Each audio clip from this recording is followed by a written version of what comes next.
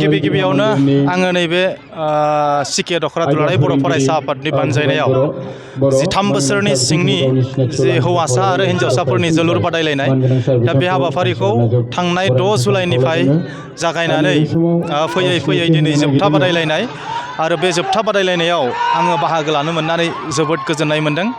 दा बेवहाय जोङो बेखौनो फोरमायदों दुलाराय बर' फरायसा आफादा दिनै जुदि बर' माहारिखौ जोङो बुहुमाव गेरेमसा हारि दानो गोनां जायोबा फारफ्रोमबो बिथिङाव जों जौगानो नांगोन। नंगौ एबसुआ दिनै जोंनि सोलोंथाइ, जोंनि समाज बेबस्था, जोंनि हारिमु आरो जोंनि गासैबो बिथिंखौ जौगाहोनायनि थाखाय जोङो फारफ्रोमबो बिथिङाव खामानि मावगासिनो दङ। दा बे लेखायै दिनै जोङो गुबुन गुबुन हाबाफारिखौ मावदोंब्लाबो जोङो गेलेमु बिथिंखौबो जोङो खोब मोजाङै जोङो नोजोर होदों आरो बेबायदियैनो मिरु दुलाराय बर' फरायसा आफादनि बिथोन बायदि लोगोसे बाक्सा जिल्ला एबसुनि बिथोन बायदियै सिके दख'र एबसुआ नैबे हाबाफारिखौ लानाया जोबोद मोजां जादों।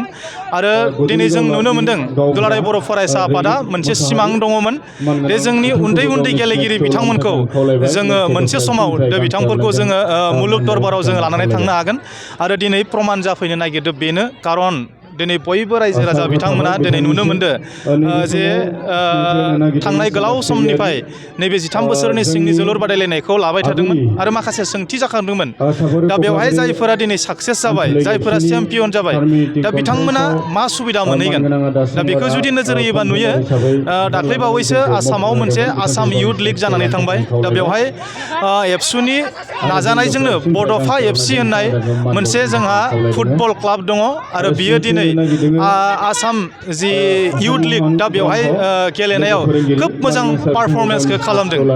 दा बेवहाय बड'फा एफसिया खोब मोजां रिजाल्ट खालामनो हादों आरो दिनै बावैसो जोङो नैबे खौरांखौ मोननानै जोबोद गोजोननाय मोनदों जे नैबे बड'फा एफसि टीमानो फैबाय थानाय समाव आई लिग नैबे खेलाखौ गेलेनायनि थाखाय सुबिदा मोनहैनो नागिरदों आरो बेनि थाखाय दुलाराय बर' फरायसा आफादा फुल प्रिपारेसनाव दङ आरो नैबे बड'फा एफसियाव जोंनि बाक्सा जिल्लानिफ्रायबो मैखोमै 3 गेलेगिरि फंबायमोना दिनै बाहागो लादों। दा बेबायदिनो जोङो दिनै दुलाराय बर' फरायसा आफाद बाक्सा जिल्ला एबसुआबो उन्दै उन्दै गेलेगिरि बिथांमोनखौ जोङो खना खनानिफ्राय जोङो दिहुनबोना लाबोनानै बिथांमोननि केरियारखौ जोङो नैबे फुटबलनि गेजेरजोंबो जोङो बानायनानै हरनो हायो नामा? दा बे थांखिखौ लानानैबो जोङो दिनै नैबे बाक्सा जिल्ला दुलाराय बर' फरायसा आफादा नैबे 13 बोसोरनि सिंनि जोलुर बादायलायनायखौ जोङो लादों। दा जोंनि नैबे जिखिनि समाव बाक्सा जिल्ला दुलाराय बर' फरायसा आफादनि सिङाव गासै 25टा दख'र एबसुआ बे बादायलायनायखौ लागासिनो दङ आरो फैगौ 20 जुलाइनिफ्राय जिल्ला एबसुनि जि बादायलायनाय बियो मुसलपुर साब डिभिजननिया बरबरियाव जागोन आरो सालबारि साब डिभिजननिया सिलबारियाव जागोन। दा बेबायदिनो फैबाय थानाय समाव जोङो बाक्सा जिल्लानिफ्रायबो साफा साफा जोङो उन्दै उन्दै गेलेगिरि बिथांमोनखौ गोजौ थाखोसिम जोङो लांनो हायो नामा? दा बे बिथिंखौ नोजोर बोनानै जोङो खामानि मावगासिनो दङ।